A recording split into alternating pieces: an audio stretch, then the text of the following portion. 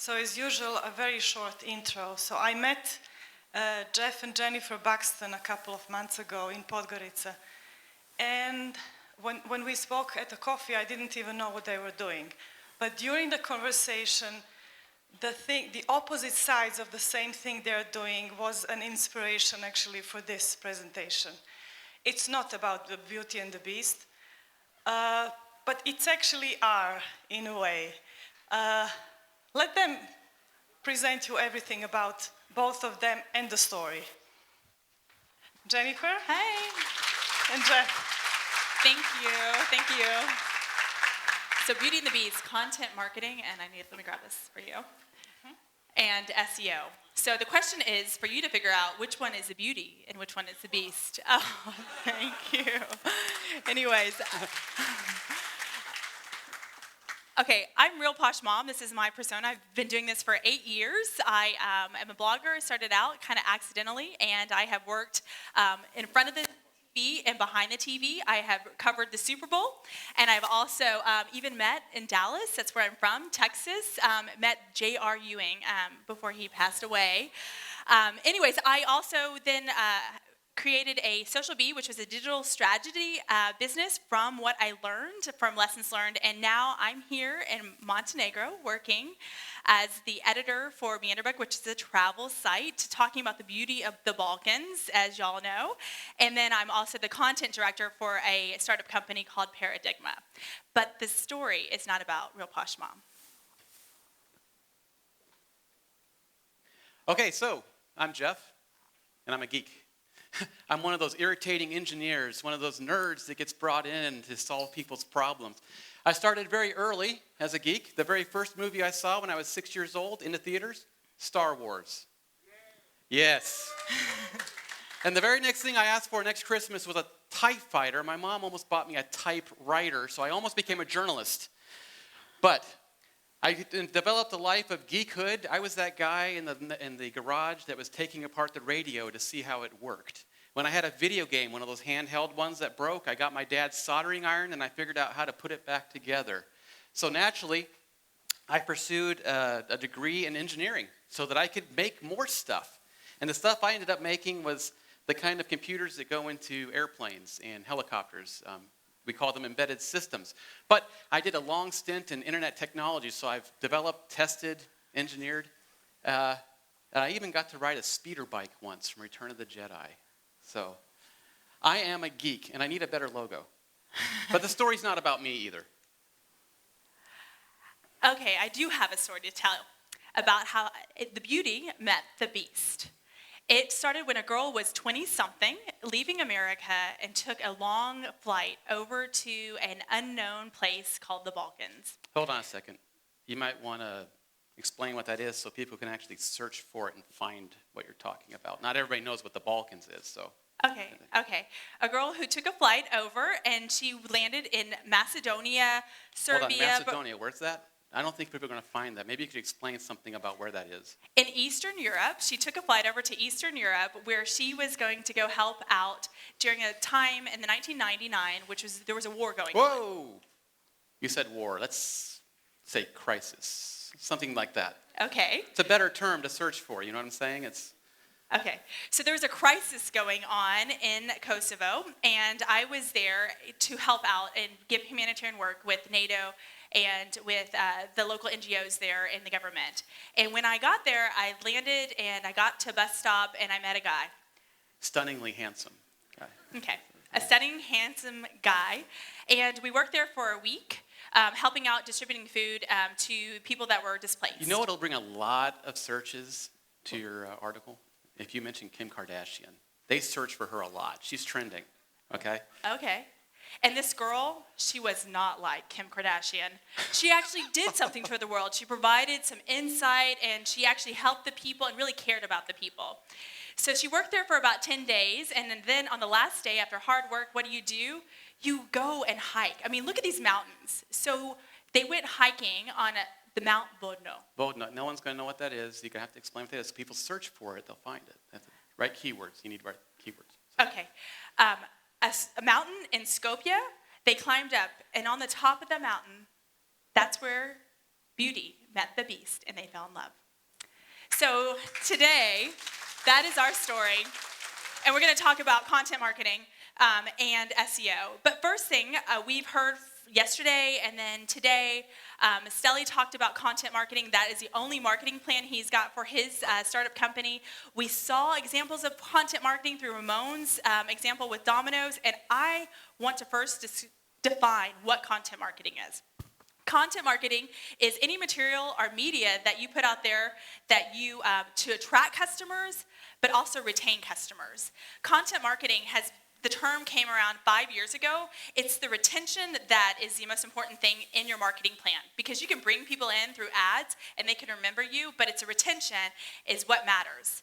And content marketing needs 3 elements to it, which is it valuable, consistent, and is it relevant? And so I just like to say that you can see the billboards and facts tell, but stories will sell. And so we're going to talk about storytelling. Tina talked about storytelling, and we're going to go into a little bit of a story that was told by a brand that you know that's one of the most successful brands in content marketing, and that's Coca-Cola. Coca-Cola is a U.S.-based company, and the message that they tell in the U.S. is much different than the message they tell you here. First thing, Coca-Cola is a drink, and it's a beverage, and we all agree upon that, but Coca-Cola does not sell you a drink. They sell you happiness. Everywhere, it's happiness. So if you drink a Coke, you see all the pictures, the emotions that you're getting is everyone is happy that they're drinking it. They're not talking about the high fructose corn syrup in the Coke. No, they're talking about happiness in the drink, the refreshing in the drink. 2 years ago, in 2013, they launched this big campaign where they started putting everyone's name on the bottle. And it was amazing. On social media, I had never seen a brand get so published on it by, look who I found, it's your name. Or people would look around and go shop at the convenience stores to find the name of their boyfriend, their girlfriend, and so people were buying Coke. It was about happiness. It's about sharing. And so you would pass a Coke to one together, and in the U.S., happiness is spending time together, giving gifts to one another. But in the Balkans, it's a little bit more intimate. Coke is not about sharing. Coke is about kissing, caressing, loving. It's a little bit different marketing campaign, and Coke understood the relevancy of the Balkan market. It understood that here, it is a drink. And so what their big motto is not happiness, it's radost, joy. And I mean, I'll be honest, if you ask anyone, if someone comes in to say hi to you and they really like you, they come in for a kiss. It's about, hey, if I drink this Coke, it's like kissing Elvis. So you're enjoying. So everything that they share is joy. So their big content is, I'm going to sell you joy. So they even partnered up with the very famous Serbian cook. And let's be honest, in Serbia, one of my favorite stations here is 24 Hour Kitchen. I can watch that everywhere. I can watch it where I go to the restaurant. I can spend hours just watching them cook. It's so entertaining. And Coke realized there's a market there. Maybe we can't create content, but we can join the content that you're all already creating. And so look, Draga Mama, she is creating radost. She's creating joy. And this, if you look at all the recipes, and I say go there, it's amazing recipes. And not all of them have Coke in it. It just has something you enjoy Coke with it. There is a dessert that does have Coke in it, and it looks really delicious. But anyway, so they partnered with someone to help create their content. And the next thing they did, which I think is genius, that you don't see as much here, but I did in America, which is this Coke Blogger Network. And I actually stumbled upon it by Ivan, and please forgive me, I'm going to, Radovic. I stumbled upon this whole Coke blogger thing by searching, trying to figure out Coca-Cola campaigns and the language. And he wrote this amazing article about bicycling. And I was like, yeah, we need bike lanes in Bogorica. Yeah, I like biking here. There's beautiful paths here. And in the bottom of it, it talks about, hey, and come to Belgrade and have a Coke. Right? Genius. So Coke has partnered up with bloggers who are great storytellers to help create their content to talk about radost, not just about Coke. So this is a great example of content marketing that's outside the box. This is where relevant for here, and it's valuable because Coke is relevant here. If I go anywhere else, I'm not seeing other things sold here like Pepsi, which is their competitor. I see Coke everywhere. So anyways, but that set the story. How do you measure if it's successful? So earlier, thank you. Dave earlier said, adapt something. I love that. Adapt something, learn something, find an analogy. And I'm always learning. I said I had went into the aerospace engineering industry, and I found myself one day wanting to learn how to fly. It was kind of an impromptu thing. A friend of mine and I were going to a conference in Las Vegas called Interop. It was a computer networking conference, and he had a private plane, a Mooney. It was a propeller plane, prop plane. And we got in, and look, I'm in the industry. I know how the cockpit works. I know how planes work. I took a physics class. I know how the Bernoulli principle works. And we're in the air, and Stefan looks at me and says, "Would you like to fly?" And I said, "Well, sure." So I grabbed the controls, and I was flying a plane. First time in my life. And I'm starting to get kind of dizzy. And there's this thing on the cockpit called the basic T. It shows you where your horizon is.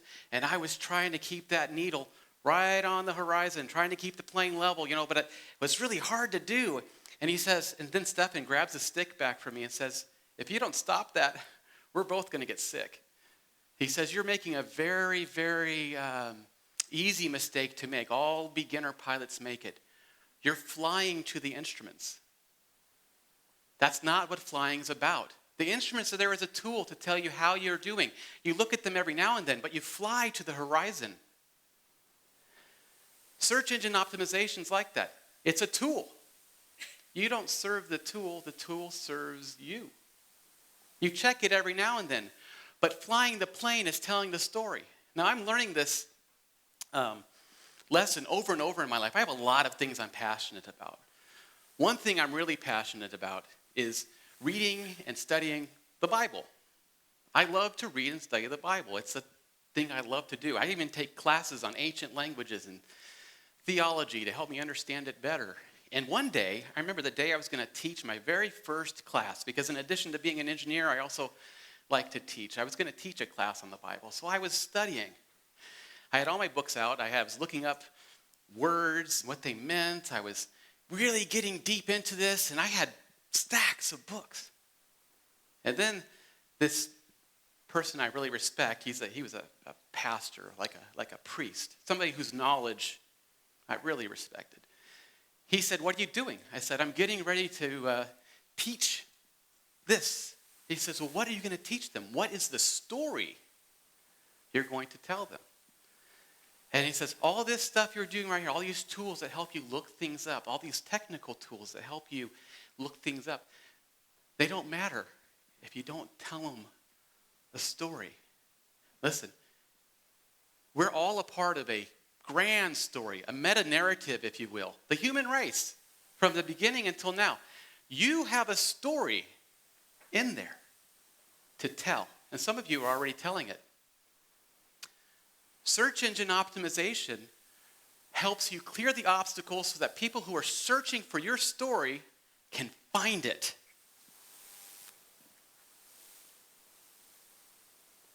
Search engine optimization, we've covered that. Listen to what Larry Page says, co-founder of Google. He says, "The ultimate search engine would basically understand everything in the world, and it would always give you the right thing." And we're a long, long way from that. He said that a long time ago, and today we're still a long, long way from that. But in order to get the search engine to give you the right thing, you have to help the search engine out a little bit. Now, there are different techniques. I told you I was a Star Wars fan. Black hat versus white hat. I'm sure a lot of you are very familiar with those terms. They've got Darth Vader, the Emperor Palpatine, and Luke Skywalker. Darth Vader representing black hat. "Luke, come to the black hat. It is your destiny.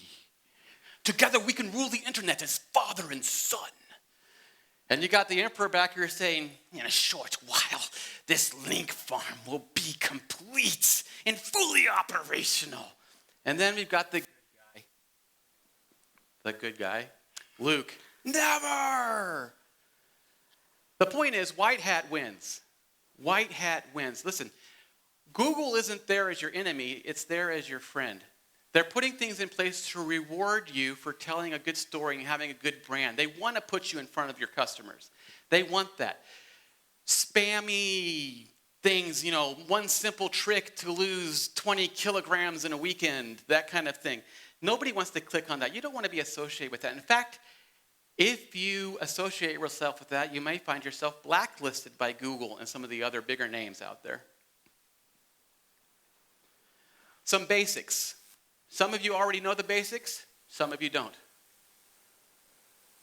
Keywords define your focus. What are you going to talk about? What keywords define what you are talking about?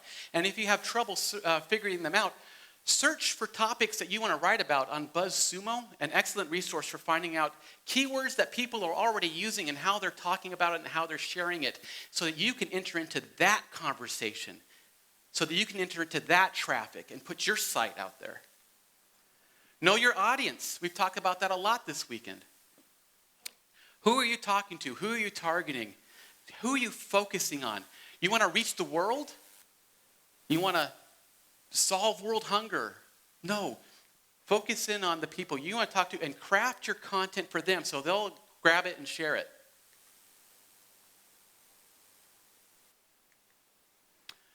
Own your own domain. Having a Blogspot or a WordPress domain actually earns you negative marks. Own your own domain. And may I suggest a .me domain, right? I want to call attention. Did you all notice what's in your swag bag? At least it was in mine. Maybe it's only in mine. Was it only in mine? No. The gift of me. A domain name for a year, a registration of a domain name for a year. In fact, I'm inspired. I've been sparked. I want to start a Montenegrin blog. I need to start improving my language. I want to start a domain.me. I'm trying to think of what the name will be, but I'm going to use this, and I encourage you to as well. Own your own domain. One thing it'll do for you is it'll give you legitimacy and stability. Okay, social media is hugely important. This is how people share your content. Be on social media. Be authentic. Be engaging. Treat people like they are friends. Don't patronize them. Really be their friends. Okay? Be genuine. And they will share your stuff for you. And Google pays attention to this. Did you know they recently announced that Twitter results will show up in their search results now? People share your links on Twitter. That'll show up in a search when they search for you. Okay, more basics. Make sure it works. Check for broken links. If you've got eye candy, make sure it works. Make sure it works on other platforms. Talk to your tech guy. Ask those questions. Permalinks. Use them.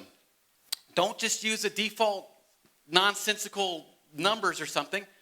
Use actual descriptive permalinks. And use your keywords that we talked about earlier in the permalinks. And keywords, again, consistent use in every post. Now, there are tools if you have a WordPress site that will help you craft this. Okay, we'll talk about one of those next. Okay. Pay attention to page load times. That's a huge factor. If it takes a long time for your page to load, I'm done. I quit. I quit. Google knows that too, and they don't want their users to have a bad experience. Use the webmaster tools. Now, Bing has this as well, but Google has most of the market share of search engines. So, webmaster tools.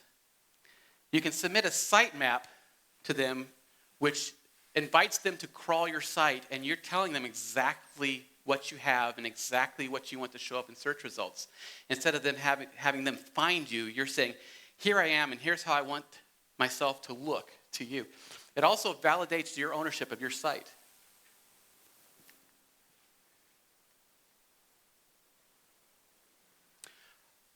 Lastly, WordPress plugins. This one I talked about, WordPress SEO, otherwise known as Yoast, will give you a real-time stoplight status on your content. Green, yellow, red, as to how SEO compliant you are with best practices.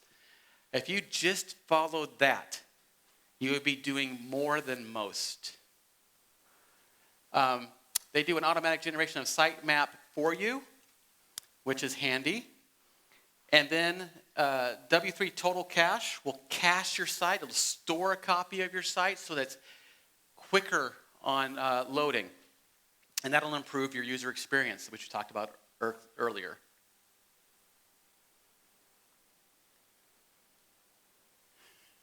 I'm sorry.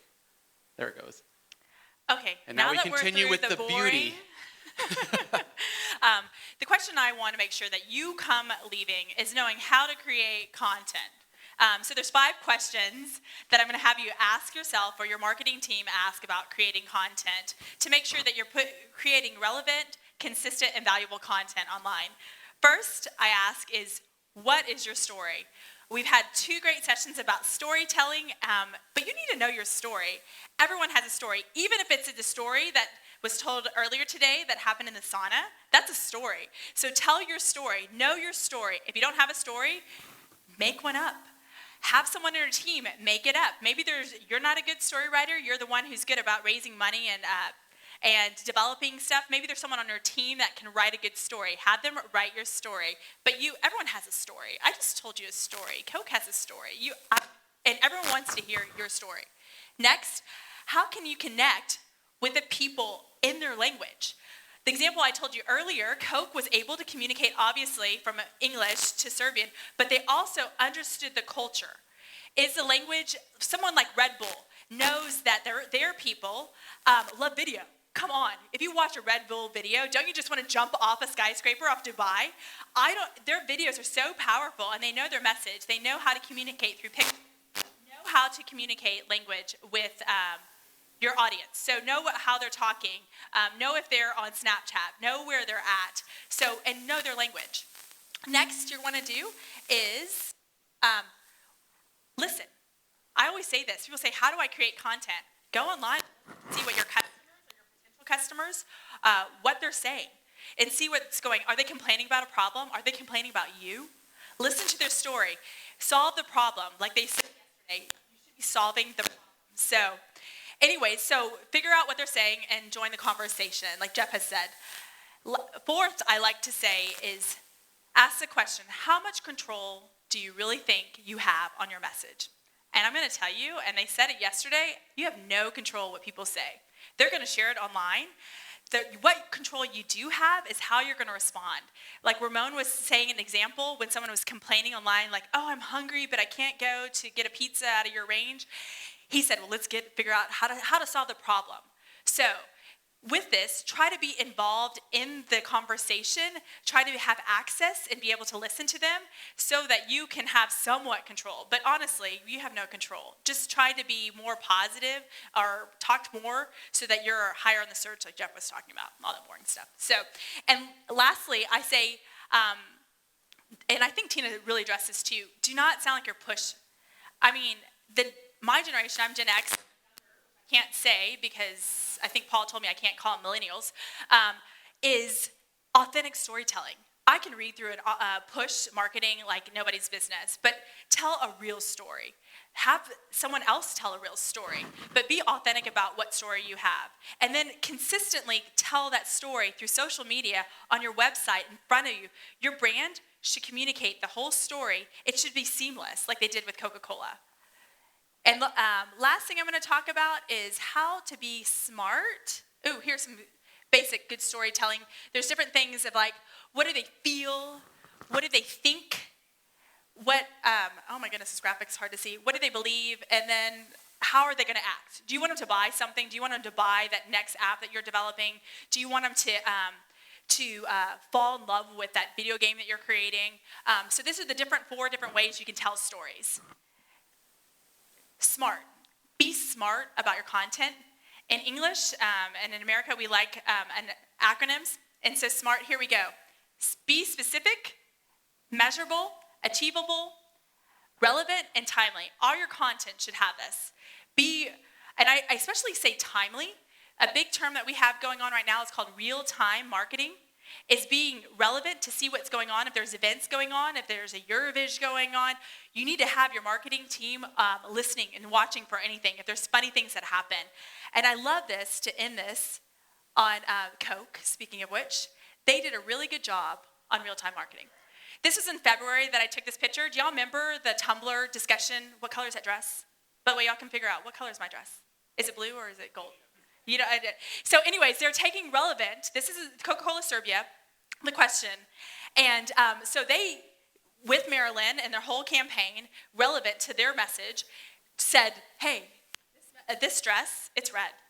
And they even added a hashtag and asked people online to really talk about the radnost. And I'm going to say it wrong. Let's see, poljub radnost. And so I probably said it wrong, so please, I'm learning the učim jezik. So anyways, so we're trying, but this is relevant. So bottom line is create. The Balkans have little presence on. So this is a new market. I want to have it so flooded that when I'm searching things around Serbia, where it should go, it should be in your language. And I'm reading your story. So my thing is leave away, create. Don't worry about the numbers. It's such a new market. It will come. So anyways, thank you for listening. There's so much beauty and beast in all this whole content, but I just say tell your story. Cool. Last slide. So any questions? We really are responsive. You look us up on any social media channel, you can find us with these. And we'd love to talk. We live here. We live in Bar. So same time zone.